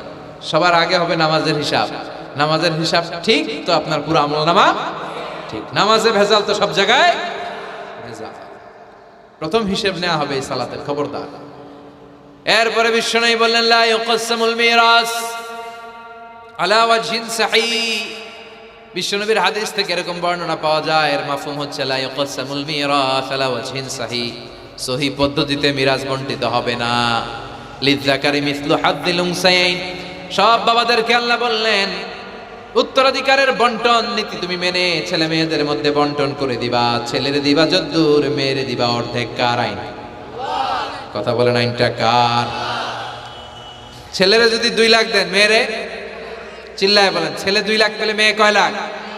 ছেলে 4টা বাড়ি পেলে মেয়ে কয়টা বাড়ি? অনেক বাবা আছে মেয়েরা কয়, মা তোর বাইরে সব দিয়ে দিলাম, তোর লেগে দোয়া করে দিলাম। হাত তুলছে এমনি।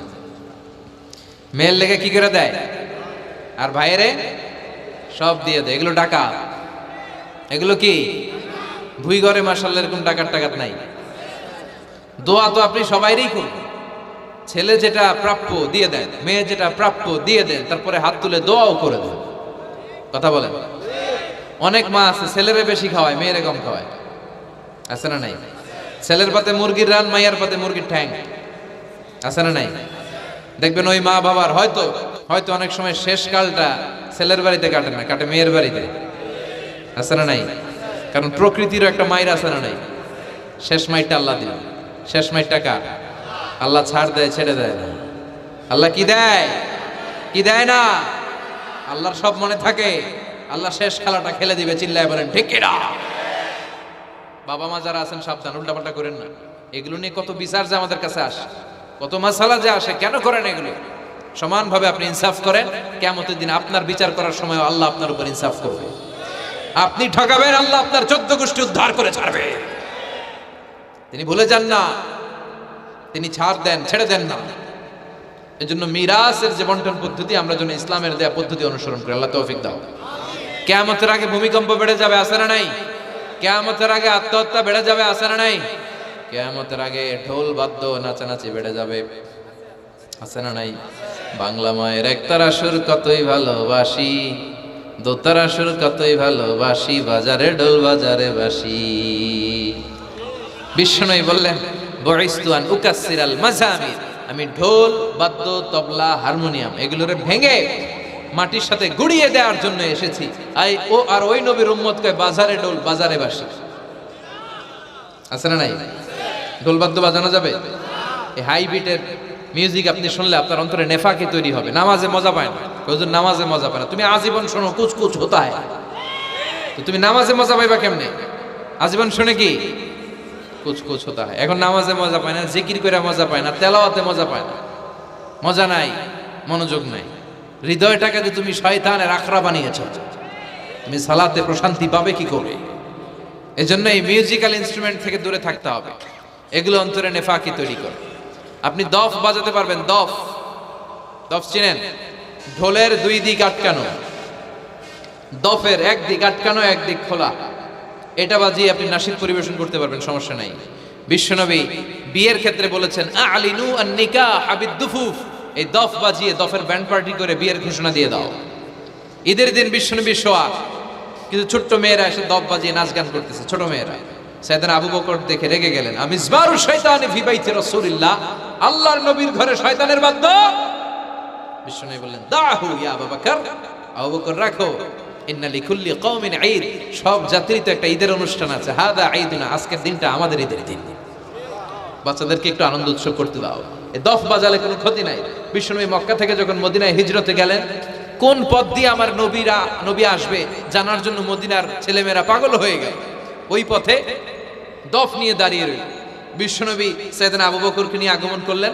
ওরা তালা আল বাদরু আলাইনা বলে বিশ্বনবীর ওয়েলকাম জানালো। সুবহানাল্লাহ পড়েন।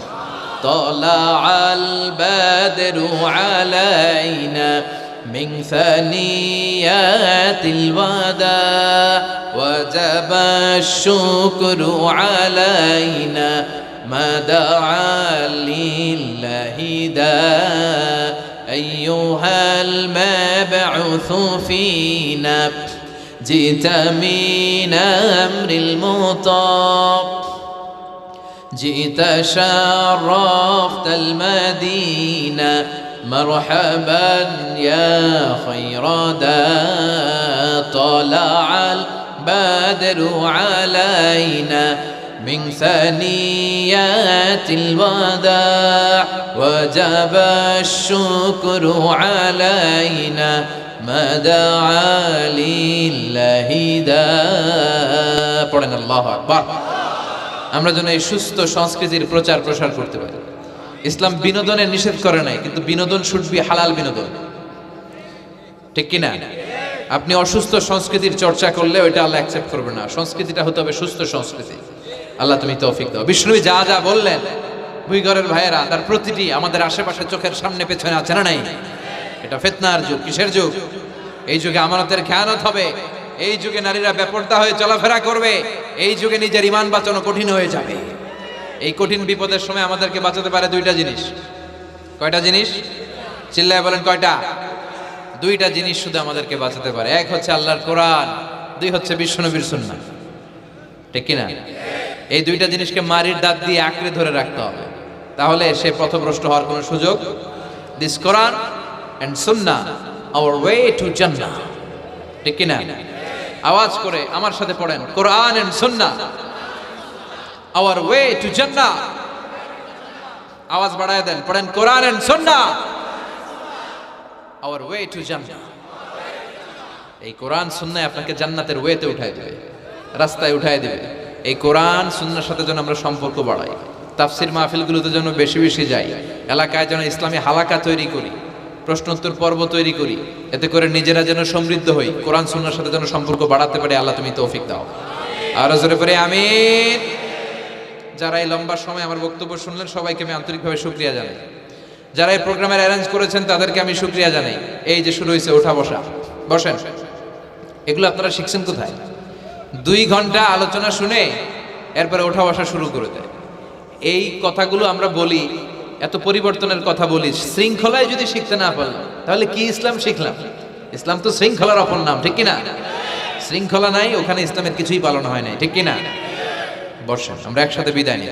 যতগুলো কথা বলেছি কোরআন সুন্নাহর আলোকে বলেছি, বানিয়ে বলি নাই। তারপরেও আমার মনের অজান্তে কোনো মিস ইনফরমেশন যদি আমার মুখ ফসকে বেরিয়ে যায়, সেগুলো যেন আল্লাহ তাআলা আমাদের স্মৃতিপট থেকে মুছে দেয়। আমরা পড়ি আমিন। সত্য, সুন্দর, কল্যাণকর, হকের পক্ষে যা বলেছি তার সবটুকুন যেন আল্লাহ তাআলা প্রথমে আমাকে আমলের তৌফিক দান করে এবং আপনাদের সবাইকে আমলের তৌফিক দান করে। আমরা পড়ি আমিন। আমাদের এই সময় ব্যয় করাটা, গভীর রাত পর্যন্ত বসে রইলাম, এটাকে যেন আল্লাহ আমাদের নাজাতের ওয়াসিলা বানায়। আল্লাহ যেন আমাদের হৃদয়টারে নরম করে, আল্লাহ যেন আমাদের গুনাহগুলো মাফ করে, আমরা যেন ইসলামের পথে আরো এক ধাপ এগিয়ে যেতে পারি। আল্লাহ তৌফিক দান করো। আমাদের ঘরগুলোরে আল্লাহ তুমি জান্নাতের বাগান বানাও। শাশুড়ি বউয়ের মধ্যে যে দ্বন্দ্ব, এগুলো দূর করো। আমাদের ছেলে মেয়েগুলোরে মানুষের মতো মানুষ বানাও। আমরা যেন আব্বা আম্মার খেদমত করতে পারি, দোয়া নিতে পারি, তৌফিক দাও। আল্লাহ যুবকদেরকে তুমি সাইয়েদনা ওমর ফারুকের মতো, সাইয়েদনা হামজার মতো কবুল করো। ভুইঘর, কাজীপাড়া যুব সমাজ ও এলাকাবাসীকে আমি আবারও আন্তরিক ধন্যবাদ এবং শুকরিয়া জানিয়ে আমার